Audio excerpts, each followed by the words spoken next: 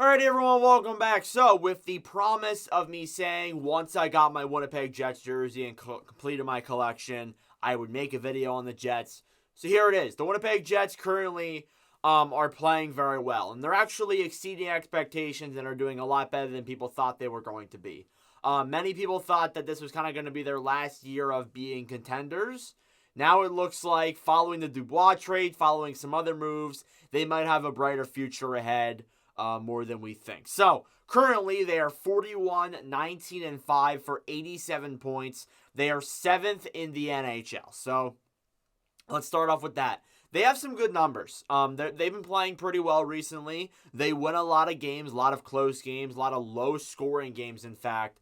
There was a point in the season where they went about 35 games without allowing 3 or more goals. It was pretty unreal seeing that occur.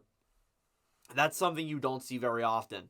However, there are some slight concerns in regards to scoring and special teams that I think definitely need to be addressed. So, they have scored 198 goals. They've let in 157 for a plus 41 difference. That's not an issue. Your goals for per game is 3.05, which is 19.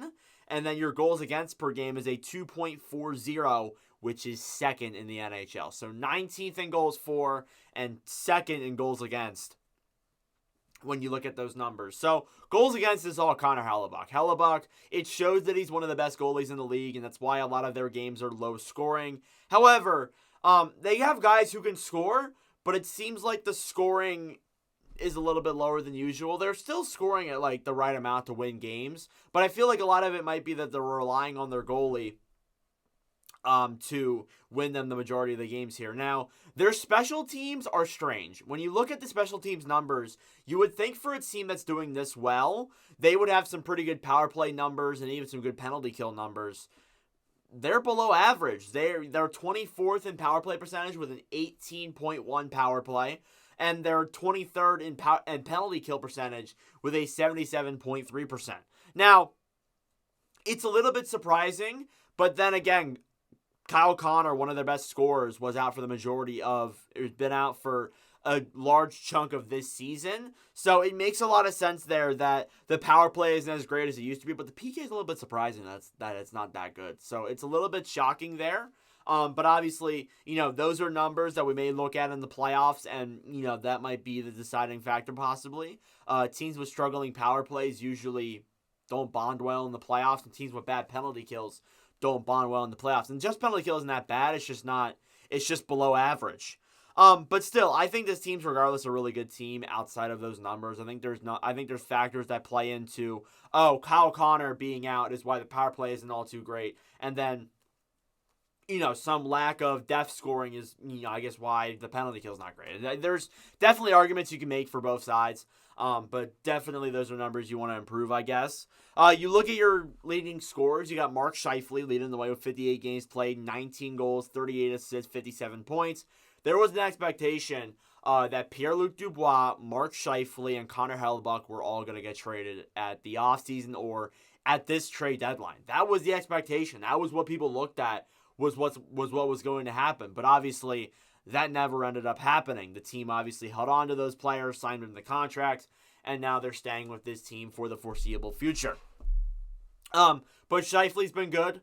He's played very well this season. I think definitely has led the way well for Winnipeg. I think as well as that too, he's had some, he's missed a couple of games, but still keeping up at a point per game pace more or less. Josh Morrissey, 65 games played, 8 goals, 45 assists, 53 points. I know Jets fans will agree with me. I believe he is one of the more underrated defensemen in the NHL.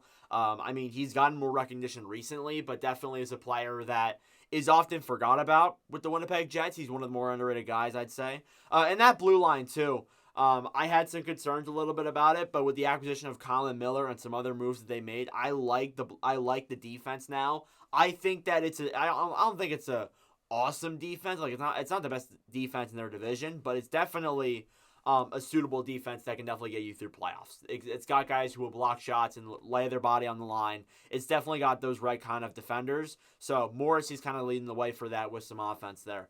Kyle Connor, as I mentioned, has missed some time. However, 49 games played, 27 goals, 18 assists, 45 points. He is back. If he had played If he's played an all 65 game season, or he's even played like maybe 10 or 15 more games, I think the power play would be better, and he would probably be leading this Jets team in points. That's probably what would be happening. He does still lead this team in goals, so still playing solid on that end. But yeah, Kyle Connor, I think he's done good. He's done great this season. There's no denying it. But if he played more games, I think a lot of things would be better on the Jets when you look at the other stats. Sean Monahan's actually fourth in scoring, and I hesitated putting Monahan on here because he was a deadline acquisition midway through the year. So he did not have 45 points in 66 games played. He didn't. 66 games played, 21 goals, 24 assists. So obviously he did not have 45 points in 66 games played with the Winnipeg Jets, because that's just not possible. He's played Winnipeg and Montreal through this stretch. And I think Monahan's a good acquisition too. He fits in well in that second line center. It makes that center core almost perfect, more or less. I really like that center core now. And then Nikolai Ehlers is fifth with 65 games played, 19 goals, 26 assists for 45 points. So again, I like Ehlers' numbers there too, playing a very good top six role there with Winnipeg. And then, of course, Connor Hellebuck, who probably has the best odds to win the Vezina Trophy right now. A 30-15-3 record with a 2.33 goals against average and a .921 save percentage. He's another one of those names who has put up great numbers this year. I think that he's probably the leading contender for the Vezina Trophy. So I would not be surprised if he wins it heading into the offseason this year. So when you look at the overall trade deadline, because I do want to go through this, your ins and outs goes as follows. So the players who have come in are Tyler Toffoli, who we'll get into in a second, Sean Monahan, and Colin Miller. So obviously I already mentioned Monahan. Great center. Definitely fills up that center core. Makes it almost perfect. Toffoli, really good winger acquisition. Makes those wing cores deep. He's going to be a good second, third line winger.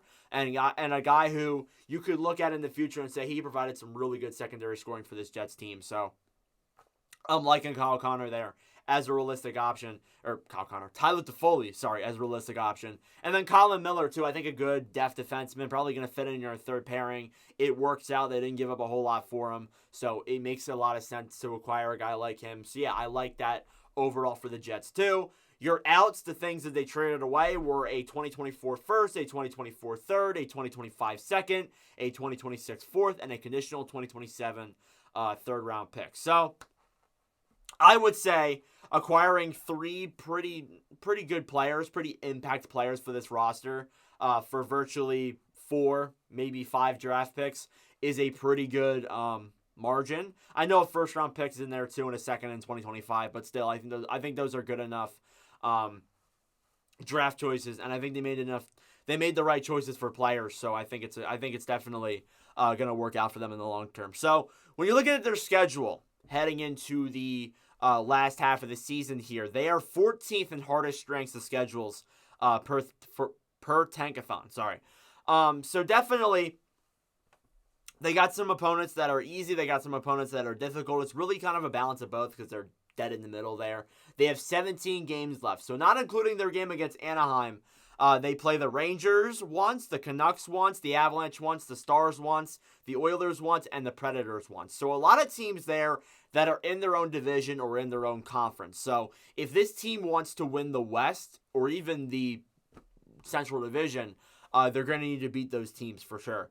Your easy teams, though, are Anaheim. So they play Anaheim tonight. We'll see if they win that one. You got Columbus, Ottawa, New Jersey, Calgary, and Seattle. So you got some interesting teams in there that could bode for some interesting hockey. So the Jets absolutely have a chance to win the Western Conference. I think more or less so they're probably going to win the Central, unlike the Western, because I think that Vancouver and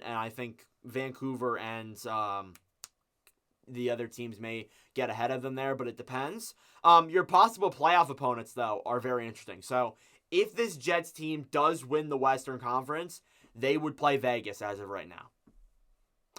I don't know. I don't know if the Jets really want to do that again. Because I think if you get Vegas into the playoffs and Mark Stone comes back and Tomas Hertl comes back, this team could be dangerous. Like seriously, this team could be dangerous. It could be like a dangerous series there that they're playing against. So the other opponents you'd play are in your own division. If you win the Central, you play Nashville. So Nashville, I don't know if that's an easy opponent either because Nashville's been really good recently.